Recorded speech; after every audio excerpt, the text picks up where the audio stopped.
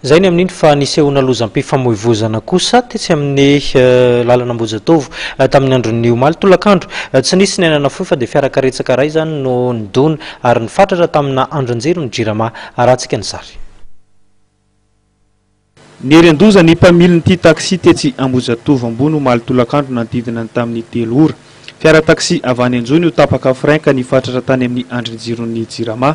Potika tanteraka ny lohan'ny fiara ary ny motera dia nivoaka tetỳ amin'ny arabe mihitsy. Ilay mpamily kosa dia azo lazaina ho tsy dia naninona ihany ary izy irery no tao anatin'ny fiara nandritra izany.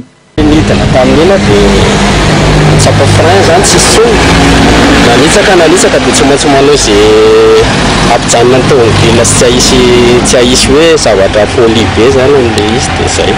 Nanomboka teo zany izy io hoe tsy nisy frein intsony. Efa nanomboka teo ministera zany nefa nitsapa frein tsy nahita tsony nitsapa tsy nahita tsony dia efa nanao izay hijanona ny tomobila fotsiny zany sisa dia izay le izy zay. Ianao ihany no tao anatin'ny fiara? Izay ihany tao anatin'ny fiara.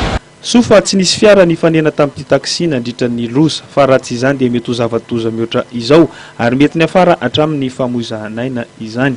Ny lalana raha teo moa dia fidinana ka nanampitsaka amin'ny fandehanan'ny fiara izany ka tsy voatanan'ny mpamily intsony ny familiana ka izao ny fatratra tany amin'ny andrin-jiro izao.